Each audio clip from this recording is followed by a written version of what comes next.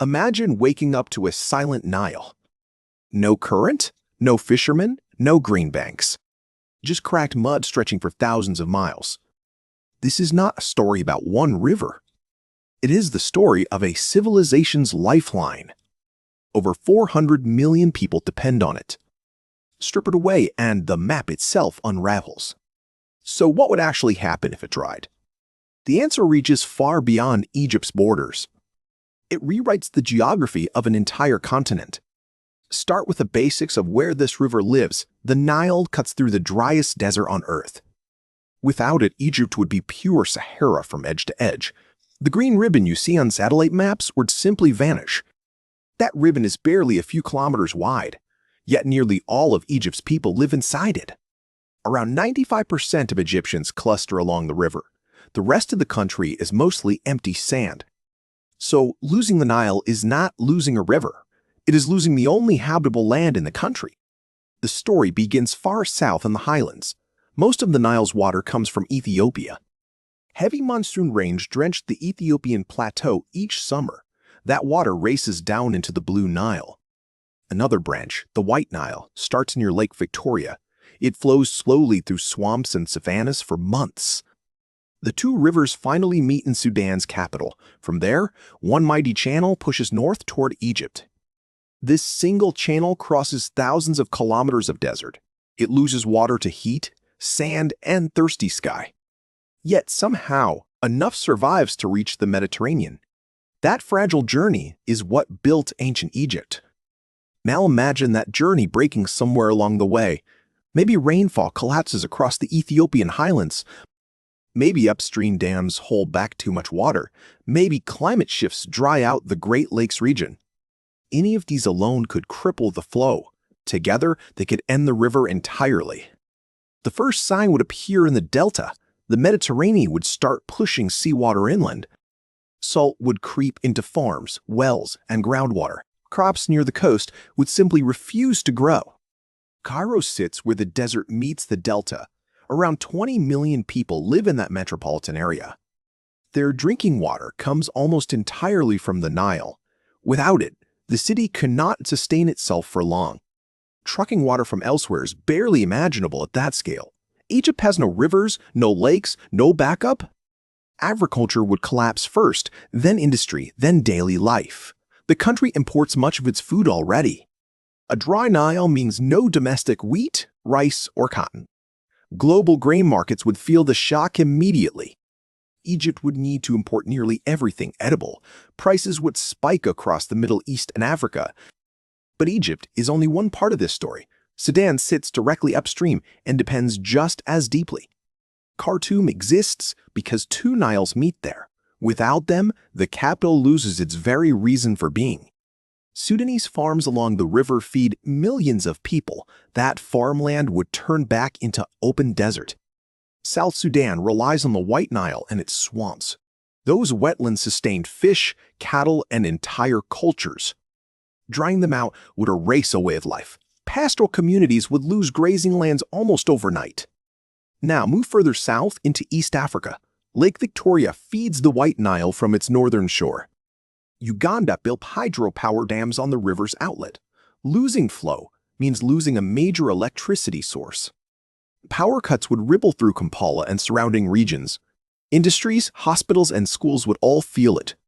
Ethiopia stands in a uniquely complicated position here. It controls the source of most Nile water. It is also building Africa's largest hydroelectric dam. That dam already shapes how water moves downstream. If the river weakened naturally, Ethiopia would suffer too. Thailand farms depend on the same rains. Drought in the highlands means hunger across the Horn. Tens of millions of people would face food insecurity. So, this is not a one-country crisis at all. It is a chain reaction across 11 nations. Would you ever want to live this close to a single river? Tell me in the comments which place you'd choose. Now think about what happens to the cities. Cairo, Khartoum, Juba, Kampala all face similar pressure. Each grew because reliable water made urban life possible. Remove that water, and the logic of the city breaks. People do not stay in places without water. They move, and they move in huge numbers. a dry Nile could trigger one of history's largest migrations. Hundreds of millions might search for new homes. Where would they go in a hot, crowded world? North across the Mediterranean toward Europe seems likely. South and west into other African nations is another path. Either direction strains borders, economies, and politics. Refugee flows already shape global headlines today. A Nile collapse would dwarf anything we have seen. Neighboring countries would struggle to absorb the newcomers. Tensions over food, jobs, and land would rise sharply. This is why the Nile is called a strategic river. Its flow is tied to regional stability itself. For thousands of years, Egypt watched the river's rise. Ancient farmers timed their planting to its flood. The flood deposited rich silt across the valley each summer. That silt made the desert bloom for millennia. Modern dams now control the flood and trap the silt. Farmers replace lost nutrients with chemical fertilizer.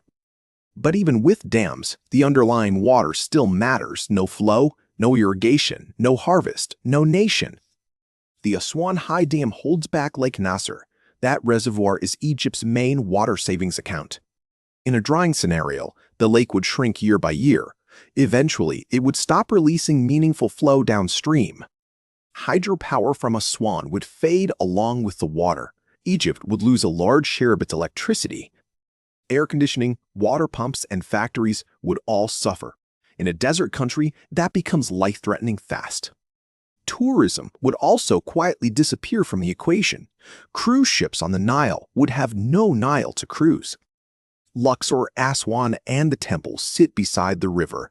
Without it, the tourism economy loses its centerpiece.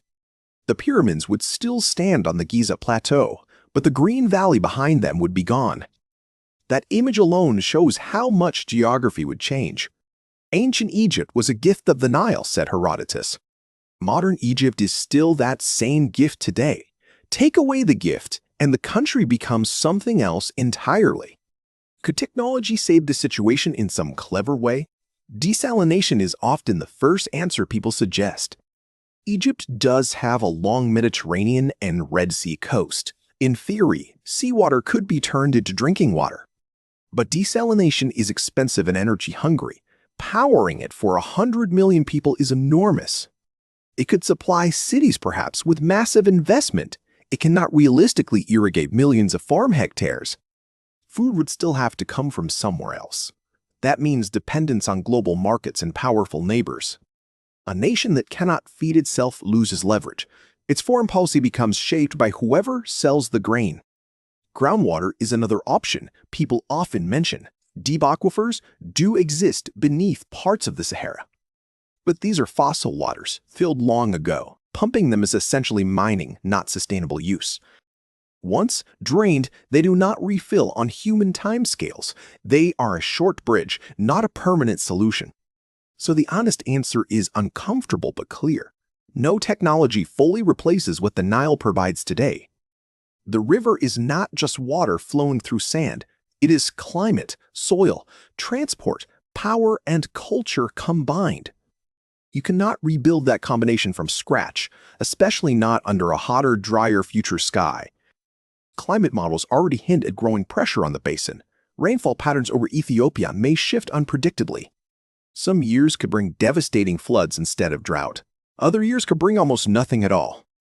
Either extreme makes managing the river much harder. Stable flow is what cities and farms were built for. Upstream dams add another layer of complexity here. They give countries real control over downstream neighbors. Ethiopia's giant dam can store enormous volumes of water. How quickly it fills affects Sudan and Egypt directly. Negotiations over filling rates have lasted many years. The river forces these nations into difficult conversations. Cooperation is the only realistic path forward. Conflict over water would hurt everyone in the basin. History shows that water wars are rarely clean victories. Shared rivers usually push nations toward shared rules. The Nile Basin Initiative tries to create those rules. Progress is slow, but the dialogue continues. A fully dried Nile would shatter that fragile cooperation. There would be nothing left to share or manage. So the more useful question is not total collapse. It is gradual decline and how nations adapt. Smaller flows, longer droughts, and saltier deltas are likely. These changes are already beginning in subtle ways. The delta is sinking and the sea is rising. Farms near Alexandria already battle creeping salinity. Farmers switch to salt-tolerant crops or simply leave. Quiet migration into Cairo has been happening for years. This is what slow geographic change actually looks like. Not a single dry day, but a long fade. The lesson stretches far beyond this one river system. Every great civilization sits on a hidden hydrology. The Indus, the Yellow, the Mekong, the Colorado, the Tigris, each one carries the weight of millions of lives. When we ask, what if the Nile dried up, we are really asking a bigger question. How fragile is the world we built on water? The answer is more fragile than we like to admit. Cities, farms, and borders all rest on flowing rivers. Change the rivers and you change the map itself. Change the map and you change history's next chapter. That is why geography is never just background scenery. It is the quiet engine driving everything else. Understanding the Nile means understanding our shared future. Water decides where people live and where they cannot. It decides which economies thrive and which ones falter. It decides which alliances form and which ones break. The Nile has shaped human civilization for over 5,000 years. It will keep shaping it for generations to come. Our job is to protect that flow with care, through cooperation, conservation, and honest planning across borders. Because a river is never just a river, it is a promise the land makes to its people. If you enjoyed this journey down the Nile, drop a comment below. Tell me which river you want explored next. Subscribe and tap the bell for more on how the world works. There are many more hidden geographies to uncover together. And remember this simple truth as you look at any map. Every green ribbon hides a story waiting to be told.